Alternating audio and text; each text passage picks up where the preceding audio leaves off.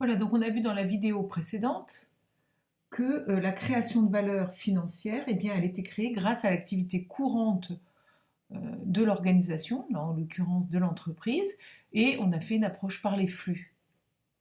Donc ici, on va voir l'importance d'un nouveau document comptable qui s'appelle le compte de résultat.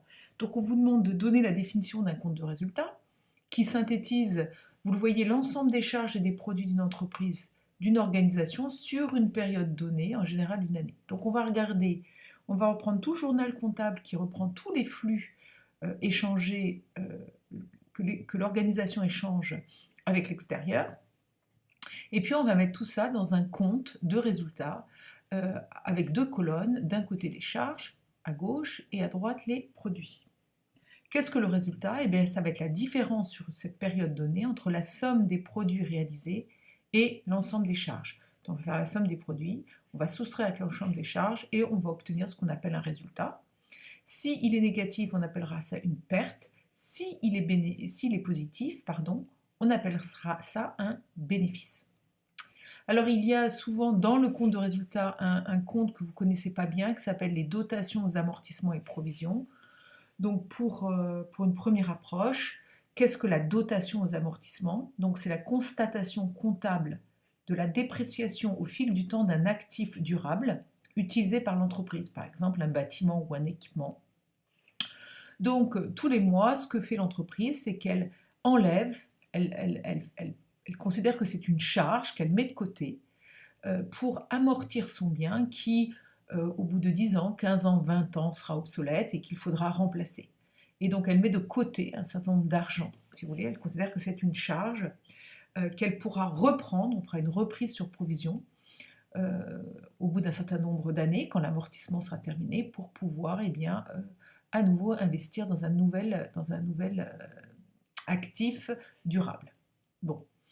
L'ensemble des autres charges, vous avez des achats de matières premières, des achats de marchandises, un loyer, des impôts et des taxes, des salaires et des traitements, des charges sociales. Donc tout ça, vous voyez, hein, ça doit faire écho avec tout ce qu'on a vu en économie. Vous avez aussi des charges financières. Ça vous donne un total de charges. Dans les produits, vous avez des ventes de marchandises, des prestations et services, des produits financiers. Vous pouvez avoir des produits financiers et des produits exceptionnels. Voilà. Donc ici, on va commencer à regarder un petit peu ce qui se passe. Voilà donc la case des produits. Vous avez ici dans cette somme de ventes et de prestations ce qu'on appelle le chiffre d'affaires. Là, ce sera le chiffre d'affaires 2013. Sur votre droite, ici, vous allez évidemment avoir la somme des deux. Ça vous fera votre chiffre d'affaires 2014. Alors dans la colonne des charges, on vous demande de remplir. C'est un flux physique entrant qui va être consommé. Par exemple, une marchandise. C'est donc un appauvrissement de l'entreprise puisque ça va être consommé sous forme de charge, appauvrissement de l'entreprise. On divise les charges en trois catégories. Les charges d'exploitation. Les charges d'exploitation sont les dépenses liées à l'activité courante de l'entreprise. Donc là, vous les avez. Achat de matières premières, achat de marchandises, loyer, impôts et taxes, salaire, charges sociales et dotations. Vous avez les charges financières, comme les charges d'intérêt, on en a parlé, intérêts et charges assimilées vis-à-vis des banques, quand vous avez à rembourser des emprunts. Et vous pouvez avoir aussi des charges exceptionnelles liées à un événement exceptionnel qui peut vous arriver au cours de l'année. Dans les produits, qu'est-ce que la colonne produit? C'est un flux physique sortant qui est lié à l'activité, tout simplement. Là, c'est des marchandises qui sortent, des prestations de services. C'est donc un enrichissement pour l'entreprise ou pour l'organisation. On distingue les charges, les produits d'exploitation relatifs à l'activité courante, vente et prestation de services, les produits financiers relatifs à l'activité financière, les intérêts. Si c'est moi qui prête de l'argent, eh bien je vais recevoir des intérêts financiers. Et les produits exceptionnels, donc tout ce qui peut arriver qui n'est pas en lien direct avec l'activité courante de l'entreprise. Ça peut être la vente d'une immobilisation pour un produit exceptionnel. Pour une charge exceptionnelle, ça peut être tout simplement une amende aussi exceptionnelle qui a été payée. Alors le compte de résultat, il permet de répondre à deux grandes questions. Quelle valeur l'entreprise a détruit ou consommé pendant son exercice, colonne des charges.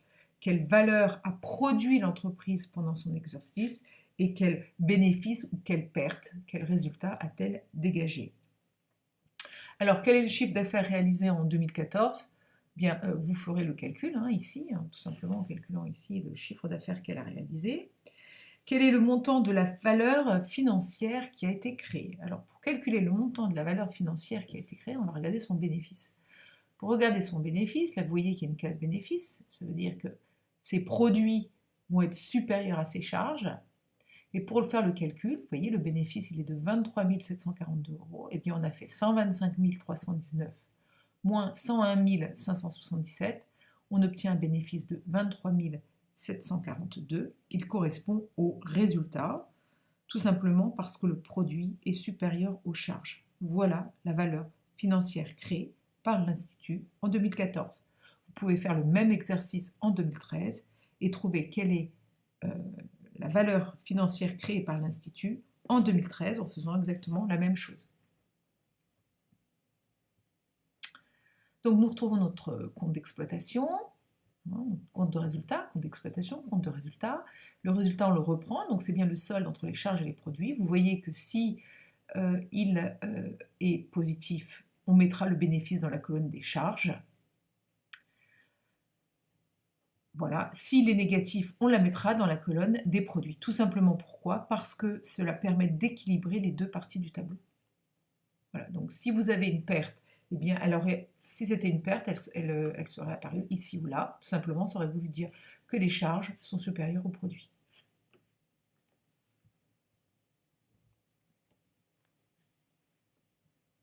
Voilà, donc on va continuer à travailler un petit peu sur l'évolution de la valeur financière de cette entreprise. Alors pour travailler sur son évolution, maintenant qu'on a bien vu son compte de résultat, l'évolution de la valeur créée. Qu'est-ce qu'on a fait ici? On a regardé le bénéfice en 2014 et le bénéfice en 2013. Vous voyez un compte de résultat, 2013-2014, deux colonnes, les charges et les produits. On retrouve les charges d'exploitation et les charges financières. Là, il n'y a pas de produit, il n'y a pas de charge exceptionnelle. Produit d'exploitation, produit financier, vous voyez ici, pas de produit exceptionnel. On a ici un bénéfice, ça veut dire que les charges sont supérieures aux produits. Et donc le bénéfice apparaît ici pour que le compte soit équilibré. Vous voyez en 2013, 91 521 pour un bénéfice de 11 008. Et en 2014, 125 319 de charges pour un bénéfice de 23 742.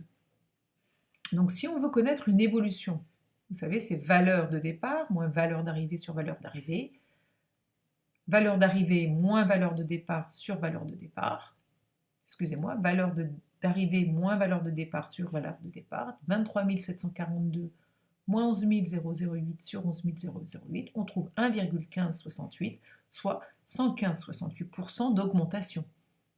Donc la valeur financière créée par l'Institut, elle a augmenté de 115%, ce qui est énorme.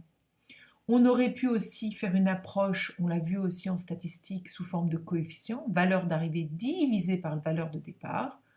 On trouvait 2,1568. Ça veut dire qu'entre 2013 et 2014, le bénéfice a été multiplié par 2,15. Soit, pareil, 115,68%, on l'a vu. Donc ici, on enlève un 1 et on retrouve nos 115,68% d'augmentation.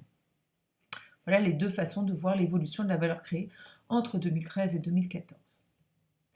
Alors ici, on va regarder le rapport entre le résultat et le bénéfice. Donc nous allons ici regarder ce rapport, combien on a créé de valeur ajoutée par rapport au chiffre d'affaires, c'est-à-dire au nombre de marchandises et de production de services, vente de marchandises et de production de services. Donc ici, nous retrouvons notre chiffre d'affaires 2013, notre chiffre d'affaires 2014, chiffre d'affaires 2014, chiffre d'affaires 2013, et les résultats 2013-2014. Et on va voir le poids du résultat par rapport au chiffre d'affaires. Donc tout simplement, on va faire 11 008 divisé par 91 521. Le résultat divisé par le chiffre d'affaires, on trouve 10% ici. On pourrait faire le même calcul ici. Alors,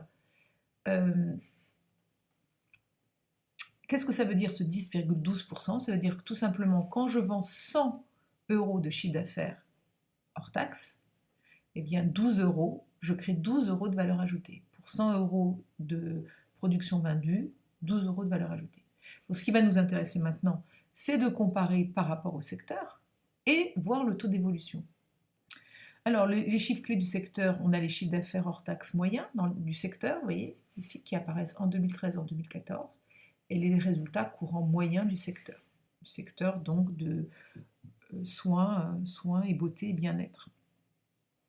Alors, on va vous demander à calculer en fait cette profitabilité, la capacité de l'entreprise à générer un résultat par son activité, et de regarder le taux d'évolution du secteur.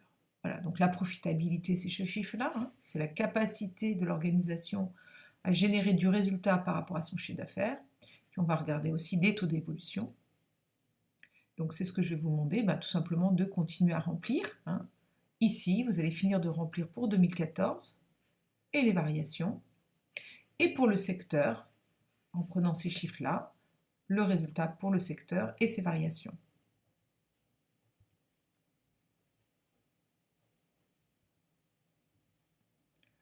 Voilà, donc on a fini sur le travail sur le compte de résultat, création de la valeur financière créée à partir du compte de résultat, l'évolution du résultat, la profitabilité, le rapport entre le résultat et le chiffre d'affaires. Maintenant, nous allons voir le deuxième document comptable qui s'appelle le bilan.